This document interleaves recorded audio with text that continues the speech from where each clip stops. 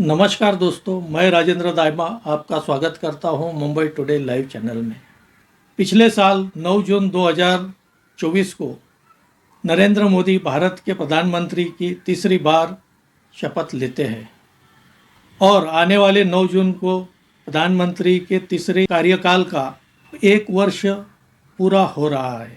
नरेंद्र मोदी अपने केंद्रीय मंत्रिमंडल में मंत्रियों का नियमित रूप से आकलन करते रहते हैं। उन्हें दी गई जवाबदारी और परफॉर्मेंस का नियमित रूप से वे आकलन कराते हैं। ऐसी पूरी संभावना है कि मानसून सत्र के पहले हो सकता है केंद्रीय मंत्रिमंडल में बड़े स्तर पर फेरबदल किए जा सकते हैं। सरकार हर साल जुलाई के तीसरे हफ्ते में मानसून सत्र का अधिवेशन बुलाती है। यह लगभग 20 जुलाई के आसपास इसकी शुरुआत होती है और इस बार भी यही संभावना है कि जुलाई के तीसरे हफ्ते में मानसून सत्र बुलाया जाएगा। हालांकि विपक्ष ऑपरेशन सिंदूर के बाद विशेष अधिवेशन बुलाने की मांग करता रहा है, लेकिन इस मांग को सरकार ने स्वीकार नहीं किया क्योंकि ऑपरेशन सिंदूर जारी था और कुछ कूटनीतिक तौर पर सरकार की गतिविधियां चालू थी। और हम सबको पता है सरकार ने जो ऑल पार्टी डेलीगेशन बनाया वह भी विदेश की यात्रा पर था, इसलिए सरकार ने यह मांग स्वीकार नहीं की।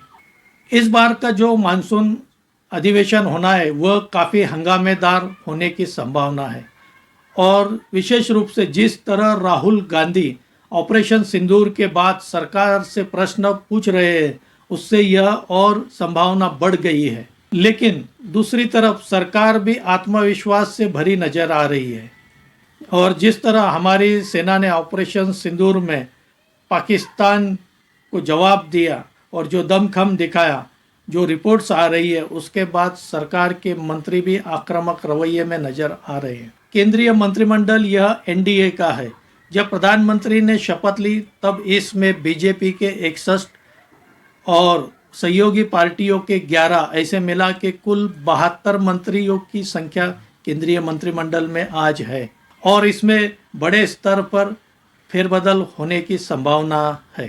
हालांकि 2024 में बीजेपी की सीटें 303 से घटकर 240 पर आ गई है, लेकिन नरेंद्र मोदी की कार्यशैली में कहीं भी कमी नज़र नहीं आ रही है, कहीं वो कमज़ोर नहीं लग रहे हैं, वे उसी शैली में काम कर रहे हैं। और हमने देखा है प्रधानमंत्री कोई ना कोई सरप्राइज देते हैं और वे योग्यता को प्राथमिकता देते हैं। जिस तरह सरकार ने ऑल पार्टी डेलीगेशन में खासदारों को चुना है उससे लगता है कि इस बार फेरबदल होना तय है। जैसा कि हमने देखा ऑल पार्टी डेलीगेशन में कांग्रेस के शशि थरूर, सलमान खुर्शीद, एनसीपी शरद पवार की सुप्रिया सुळे, असदुद्दीन ओवैसी इनको लिया गया और इन्होंने विदेश में जाकर जिस तरह ऑपरेशन सिंदूर की जानकारी दी और पाकिस्तान के नापाक मंसूबों को उजागर किया, उससे उनकी काफ़ी प्रशंसा हो रही है। सरकार ने ऑल पार्टी डेलीगेशन की 7 टीमें बनाई थी जो विश्व भर में लगभग 35 देशों का दौरा करके लौटी है और यह भी संभावना है कि इन्हीं डेलीगेशन में से किसी नेता का नाम हमें मंत्रिमंडल में देखने को मिले। यहाँ तक कि एनडीए का विस्तार भी होने की पूरी संभावना है। हाल ही में हमने देखा शरद पवार ने एक बयान दिया था कि केंद्र में विपक्ष में रहना है या सत्ता में, यह उनकी बेटी सुप्रिया सुळे तय करेगी। और अभी 1-2 दिन पहले ऐसी खबर आ रही है कि इंडी गठबंधन की बैठक में शरद पवार ने जाने से टाल दिया है। अगर शरद पवार की पार्टी सरकार में शामिल होती है तो यह इंडी गठबंधन के लिए एक बहुत बड़ा झटका रहेगा।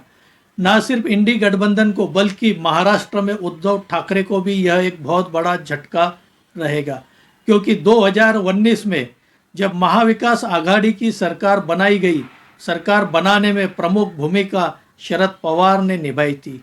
एक प्रकार से शिवसेना और कांग्रेस पार्टी जो अलग अलग विचारधारा की है, इनमें समन्वय का काम एक एनसीपी ने शरद पवार ने किया था और उन्हीं की वजह से उद्धव ठाकरे को 2019 में महाराष्ट्र का मुख्यमंत्री बनाया गया, क्योंकि मानसून सत्र 20 जुलाई के आसपास शुरू होना है।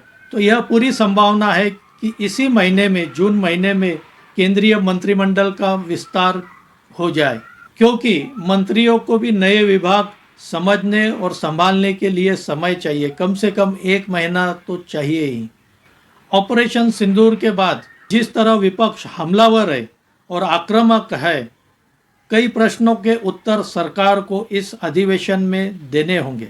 यह देखना होगा कि किस नेता का नाम नए केंद्रीय मंत्रिमंडल में आता है और कौन कौन नए मंत्री बनते हैं और किन मंत्रियों का केंद्रीय मंत्रिमंडल से नाम हटाया जाता है, क्योंकि केंद्रीय मंत्रिमंडल के फेरबदल के बाद पार्टी के संगठन में भी बदलाव होना है।